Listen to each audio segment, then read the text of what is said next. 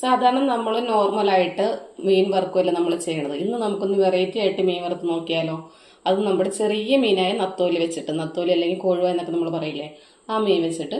അപ്പോൾ അതിൻ്റെ ഉള്ള മസാലയും കാര്യങ്ങളും അതിനുള്ള എന്തൊക്കെ സാധനങ്ങൾ വേണമെന്ന് വീഡിയോയിൽ വ്യക്തമായിട്ട് പറയുന്നുണ്ട്. പോകാം വീഡിയോയിൽ. അപ്പോൾ നമ്മളിതേ നത്തോലി മീൻ നല്ലപോലെ കഴുകി വൃത്തിയാക്കി എടുത്തിട്ടുണ്ട്. നത്തോലി പല സ്ഥലത്തും പല പേരാണല്ലേ പറയുക. ഞങ്ങളിവിടെ നത്തോലി കൊഴുവ എന്നാണ് പറയണത്. നിങ്ങളുടെ സ്ഥലത്തൊക്കെ എന്തെന്നാണ് ഇതിന് മീൻ പറയുക എന്നുള്ളത് പേര് കമന്റ് ഇടണേ. അപ്പോൾ അതാ നമ്മൾ ഒരു പാത്രത്തിലോട്ട് മാറ്റുവാണേ. നമ്മളിതേ 1/2 കിലോ മീനാണ് എടുത്തിരിക്കുന്നത്. അതിലേക്ക് ഒരു 1/2 സ്പൂൺ കുരുമുളക് പൊടി, 1/2 സ്പൂൺ പിരിയമുളക് പൊടി ഇടണേ. അപ്പോൾ നമ്മളിതാ ആദ്യം 1 സ്പൂൺ ഇട്ട് ഇനി ഒരു 1/2 സ്പൂൺ കൂടി ഇട്ട് കൊടുക്കാവേ. 1/2 സ്പൂൺ കൂടി ഇട്ടിട്ടുണ്ടേ. ഇനി അതിലേക്ക് 1/4 സ്പൂൺ മഞ്ഞൾപ്പൊടി. ഇനി നമ്മൾക്ക് ഇതിലേക്ക് വേണ്ടത് ഒരു 2 സ്പൂണ് അരിപ്പൊടിയാണ് കേട്ടോ. നമ്മൾ ഇടിയപ്പത്തിന് എടുക്കുന്ന പൊടിയില്ലേ, ആ പൊടിയെ അത് 2 സ്പൂൺ നമുക്ക് ഇട്ട് കൊടുക്കാം. ഇത് നമ്മുടെ കൊഴുവ നല്ല ക്രിസ്പി ആയിട്ട് കിട്ടാൻ വേണ്ടിയിട്ടാണ് നമ്മളിത് ആഡ് ചെയ്യണത്. അരിപ്പൊടിക്ക് പകരം കോൺഫ്ലവർ ഉണ്ടെങ്കിൽ അതും കൂടെ അത് ആഡ് ചെയ്താലും മതിയേ. ഇനി നമുക്ക് ഇതിലേക്ക് ഇതാ 1 സ്പൂൺ വെളിച്ചെണ്ണയും കൂടെ ചേർത്തിട്ട് നമുക്ക് നല്ലതുപോലെ ഒന്ന് മിക്സ് ചെയ്തെടുക്കാം.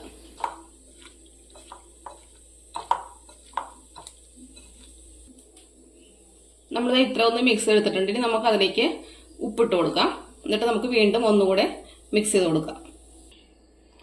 നമ്മളത് മീൻ നല്ലപോലെ മസാലയൊക്കെ തിരുമ്പി വെച്ചിട്ടുണ്ട്. ഇത് നമുക്കിതൊരു 10 മിനിറ്റ് റെസ്റ്റ് ചെയ്യാൻ വേണ്ടി മാറ്റി വെക്കാവേ.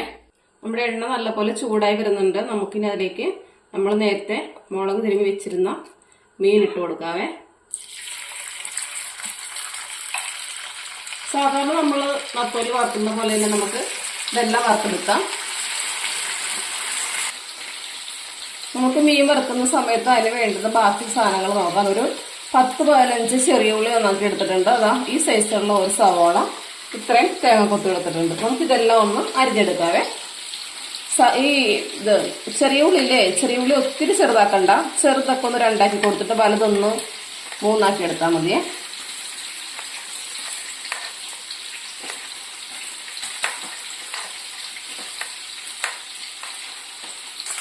നമ്മളിത് മീൻ ഒരു വശം ഫ്രൈ ആയി കഴിഞ്ഞിട്ടോ, ഞാൻ മറിച്ചിട്ട് കൊടുത്തിട്ടുണ്ട്.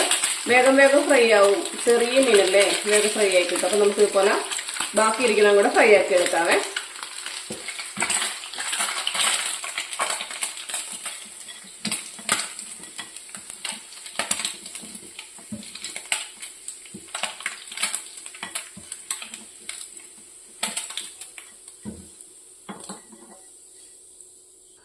നമ്മൾ മീനെല്ലാം വറുത്ത് കഴിഞ്ഞു കേട്ടോ. ഇനി നമുക്ക് ആ എണ്ണയിലേക്ക് തന്നെ ഇതാ നമ്മളിപ്പോൾ അരിഞ്ഞ ഒരു സവോളയും ആ ചെറിയ ഉള്ളിയും കൂടെ ആഡ് ചെയ്ത് കൊടുക്കാവേ.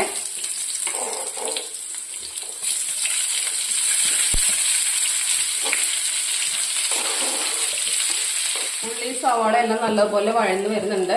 ഇനി നമുക്ക് അതിലേക്ക് ഇതാ 1 സ്പൂണ് ഇഞ്ചിയും വെളുത്തുള്ളിയും കൂടെ ചതച്ചത്. ഞാൻ വെളുത്തുള്ളിയുടെ തോലൊന്നും കളഞ്ഞിട്ടില്ല കേട്ടോ, ഫ്രൈ ആക്കി എടുക്കാനുള്ളതല്ലേ. ഇപ്പം അതിൽ കിടന്നിട്ട് കുഴപ്പമില്ല.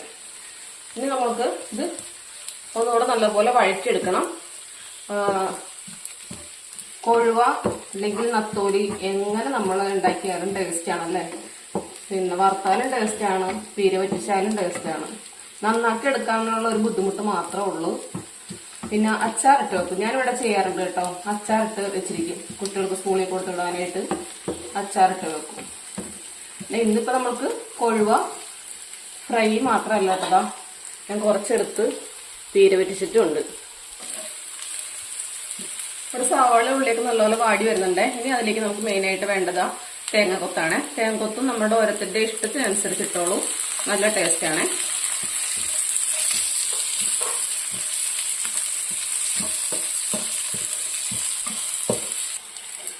ഇനി നമുക്ക് ഇതിലേക്ക് ഒരു 1/4 സ്പൂണ് പെരിഞ്ജീരകം പൊടിച്ചത്,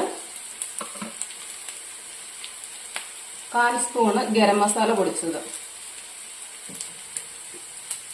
ഇനി നമുക്ക് അതിലേക്ക് കുറച്ച് കറിവേപ്പില. നമുക്ക് നല്ലപോലെ മിക്സ് ചെയ്ത് കൊടുക്കാം. ഇനി അതിലേക്ക് നമ്മൾ നേരത്തെ വറുത്ത് വെച്ചിരുന്ന മീനല്ലേ, അത് ആഡ് ചെയ്ത് കൊടുക്കാം. ഇത് നമുക്കിതെല്ലാം കൂടെ നല്ലപോലെ ഒന്ന് മിക്സ് ചെയ്തെടുക്കണേ.